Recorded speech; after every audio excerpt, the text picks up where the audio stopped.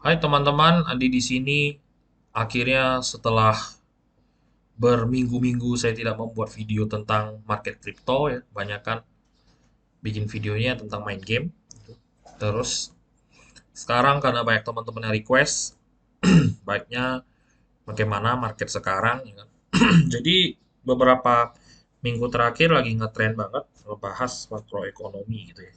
Makroekonomi, bahkan makroekonomi sampai kenaikan minyak tanah katanya Bitcoin bisa balik ke 1.000 gitu kan. Balik ke $1.000 gitu.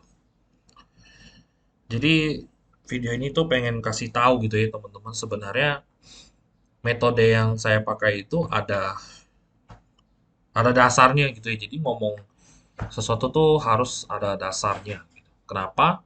Karena di dalam money market gitu ya, ada yang namanya structure ya. Jadi form ya, ada yang namanya bentuk ya. Jadi chart pattern itu nggak hanya ya chart pattern doang gitu ya. Enggak ya teman-teman. Jadi tolonglah gitu ya. Saya kemarin lihat, saya sebutnya makromologi gitu ya. Jadi tiap hari ngomongin FOMC meeting gitu ya. Terus kenaikan suku bunga, naiknya oil ya, naiknya minyak jelantah ntar ya kan, naiknya bensin, terus ada pokoknya seolah-olah market ya nggak ada lagi gitu faktor lain gitu ya.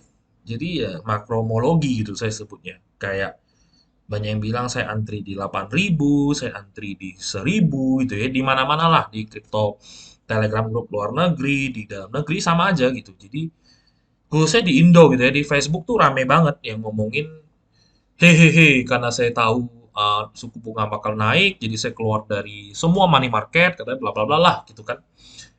Sebenarnya untuk mengetahui makromologi ya atau makroekonomi itu nggak salah gitu ya teman-teman, nggak ada yang salah gitu. Cuman yang menjadi problem ya, adalah ketika kamu melihat atau membaca atau mengulik makroekonomi dan kamu melihat itu bisa mendefine harga Bitcoin atau menentukan harga Bitcoin. Itu kayaknya sudah mulai ngawur ya teman-teman. Itu cocoknya jadi dukun gitu ya. Jadi ya nggak ada market structure lagi gitu kan. Ya suka-suka dia gitu. Nah, makanya ya teman-teman, kenapa video ini dibuat gitu ya.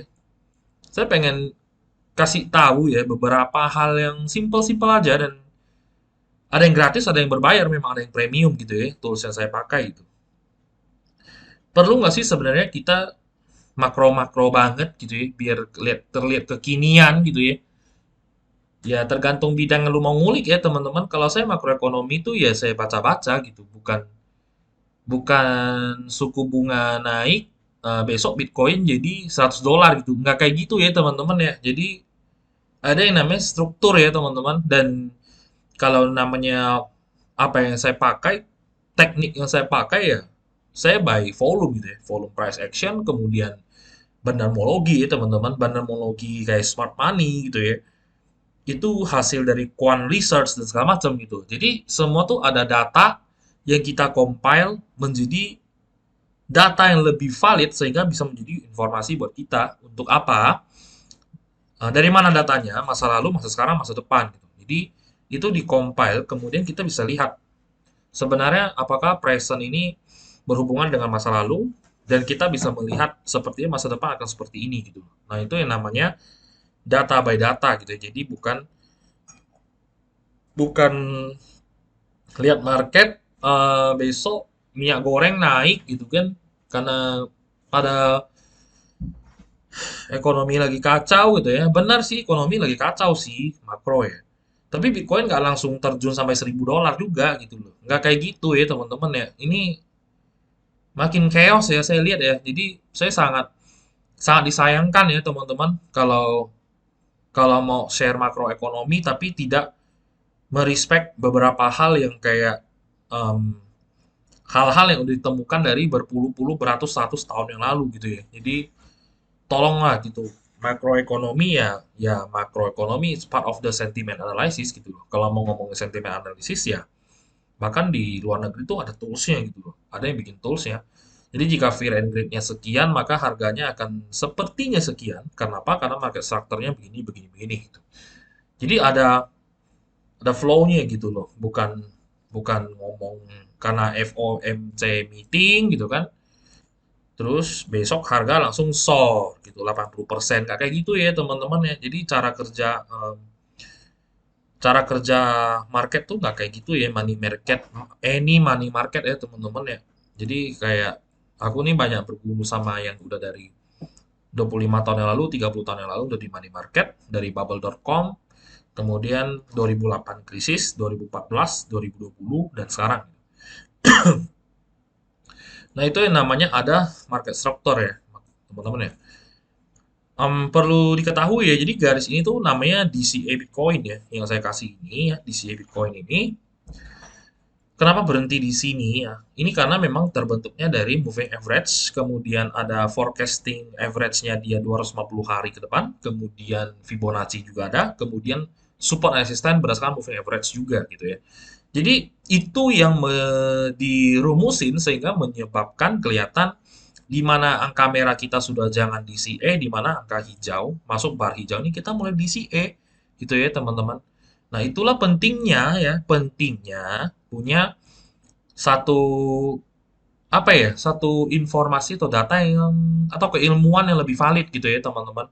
Despite of kamu sibuk banget dengan suku bunga naik ya, bla bla bla lah gitu ya. Aku udah mulai agak mual-mual gitu kalau baca makroekonomi gitu ya yang aduh saya nggak tahu lah gitu kenapa lagi ngetren banget gitu ya. Kok kayaknya ada yang bikin ini ngetren gitu ya.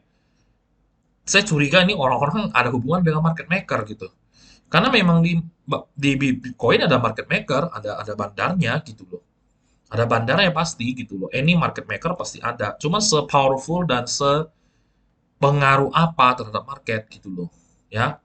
Nah, kok ini SOR-nya cuma sampai 20.000? Kenapa nggak langsung SOR yang kayak yang di makromologi bilang langsung kayak SOR aja gitu. Di 2.000 aja gitu kan atau 3.000 gitu. Nah, ya, namanya juga market structure di chart pattern tuh ada yang namanya support dan resisten ya teman-teman. Support dan resisten gitu ya. Support dan resisten ya. Ini kan resisten nih, ya kan? Kalau udah jebol, artinya jadi support ya teman-teman ya. Ini ya terbukti ya, tuh bukan makromologi nih, ya kan? Nah, despite of bentuk candle seperti apa ya.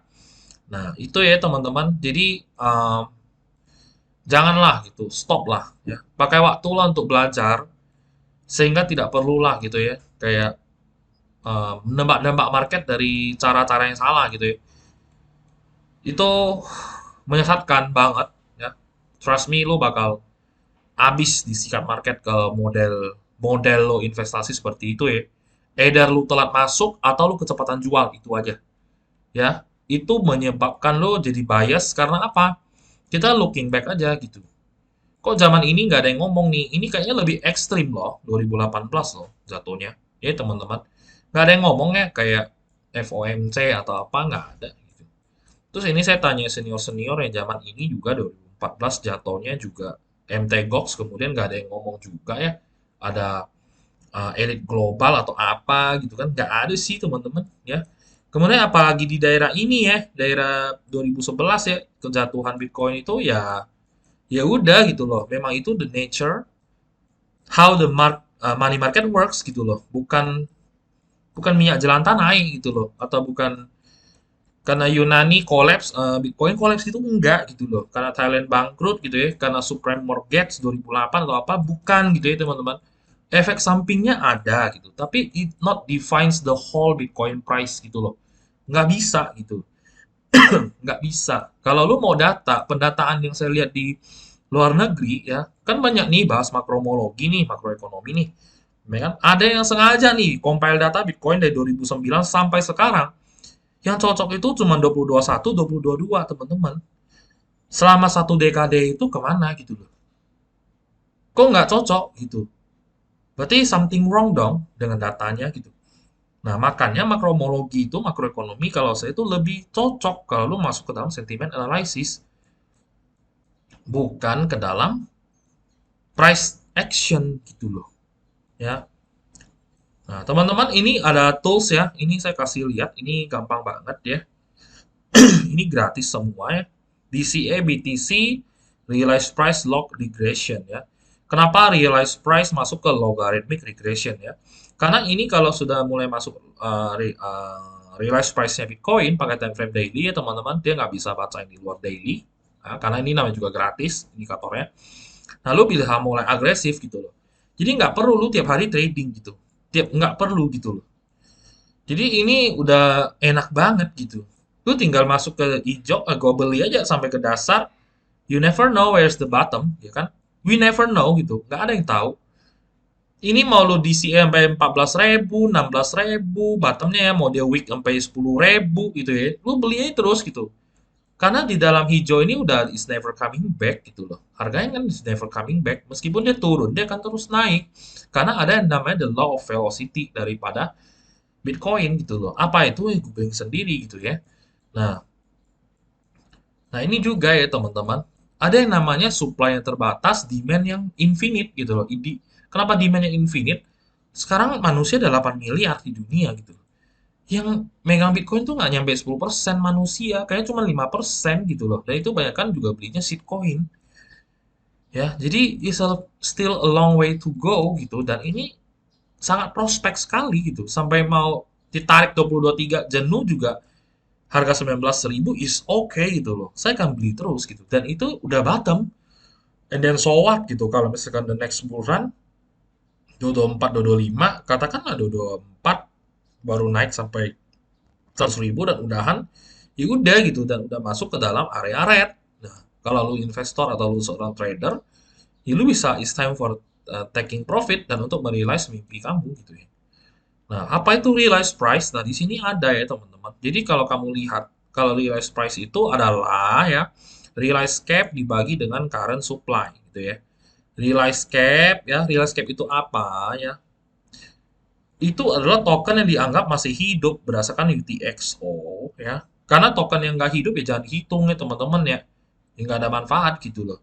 Nah ini token yang masih hidup sebenarnya di realize cap kita tuh nggak nyampe 1 triliun US dollar itu cuma 400 billion something. Kemudian sekarang drop lagi balik ke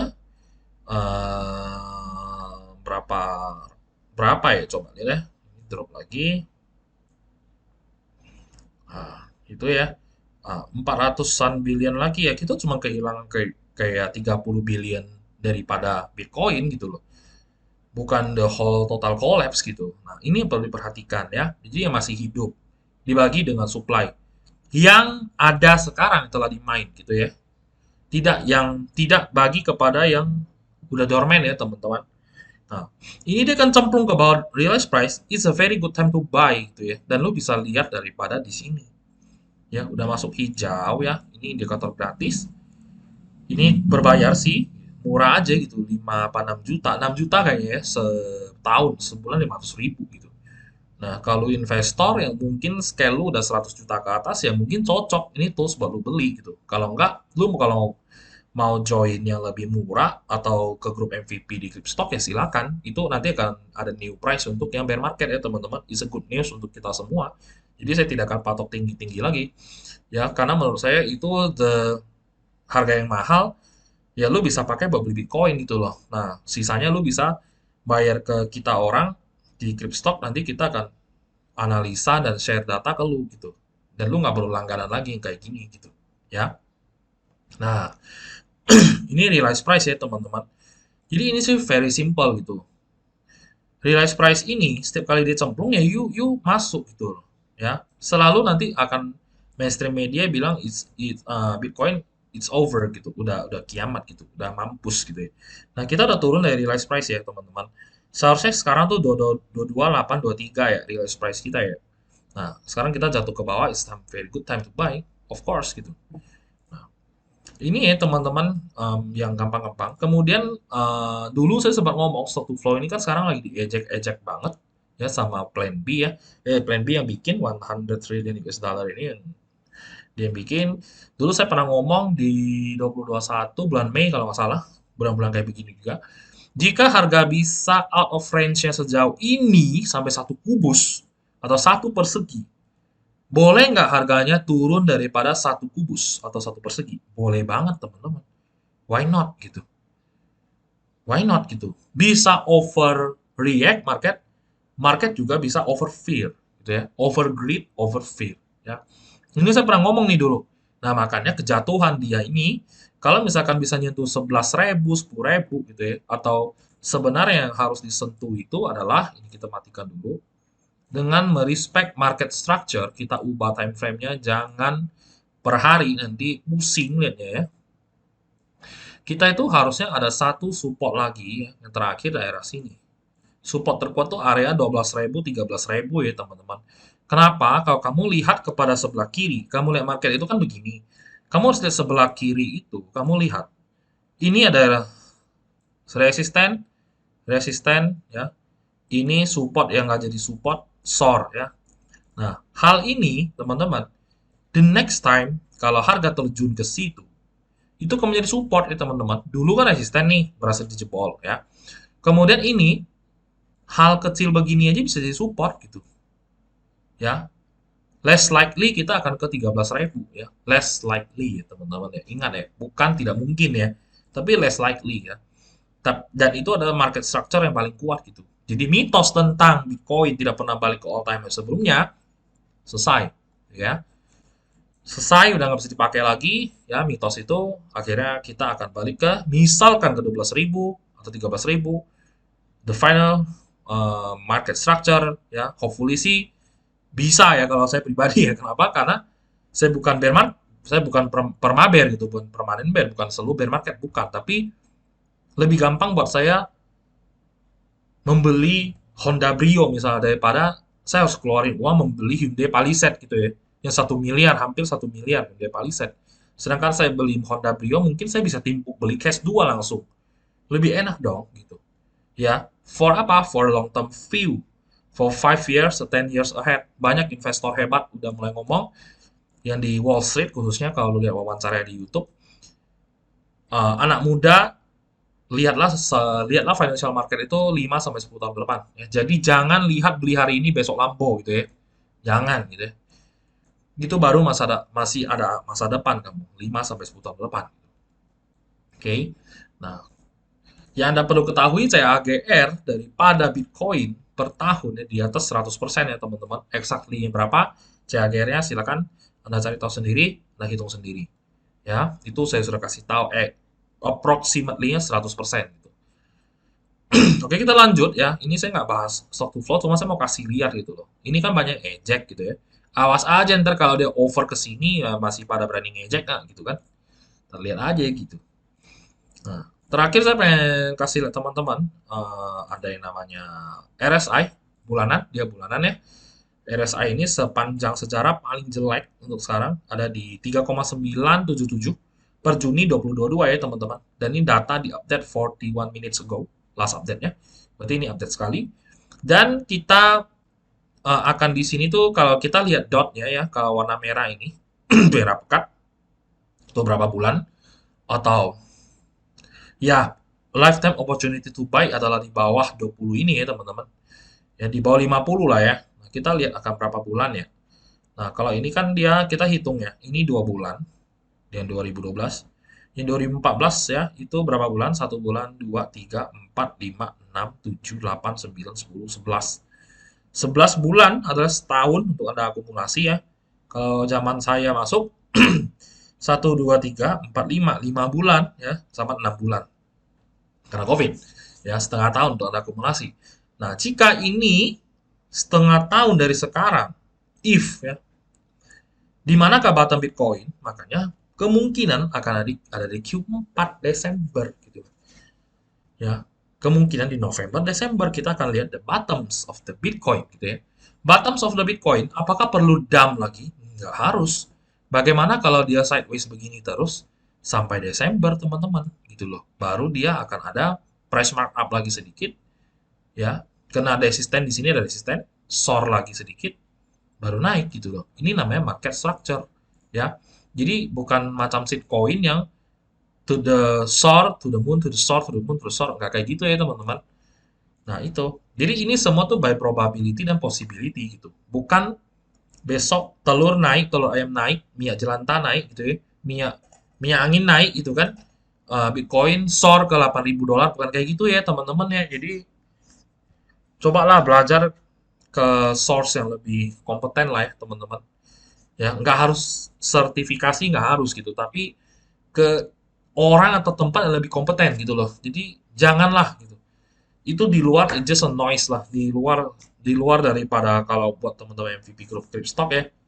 Buat saya di luar tuh selain yang saya rekomendasi gitu, it's just a noise lah, jangan terlalu di pay attention lah ya. Itu aduh gitu. Kadang saya geleng-geleng kepala gitu ya.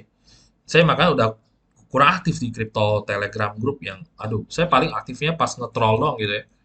Nge-troll itu ya ngomongnya aneh-aneh gitu. Nge-food lah, apalah gitu ya. Ngomong hoax lah, satir lah, sarkas lah. Ya. Ini ya teman-teman video kali ini ya, ada yang minta update gitu ya. Nah, kalau misalkan tanya upside-nya di mana kita akan lihat bear marketnya, kita akan lihat bear market ini berakhir itu di mana bro gitu kan. Itu saya akan kasih tahu di video-video lain ya di Juli atau Agustus. Kita harus lihat dulu nih, dia forming nggak structure baru atau dia masih short gitu loh. Jadi harus nunggu sampai ibarat laut itu ombaknya tenang dulu guys gitu loh. Baru kita bisa tahu sebenarnya udah nyampe apa belum nih gitu ya, dasarnya. Kalau belum nyampe ya kita nikmati dulu aja nge-short posisi dari sini. Saya udah nge-short dari sini nih 277 6666 saya short ya. Nah, kita nikmati aja dia soar sampai ke bumi gitu kan. Santai aja gitu. Ya, teman-teman. Oke, teman-teman, sampai jumpa di video berikutnya. Nanti akan ada beberapa messenger baru yang akan saya share ke teman-teman juga ya. Beberapa fitur baru dan segala macam. Stay tune di channel Cryptostock. Terima kasih sudah nonton. Sampai jumpa di video berikutnya. Bye-bye.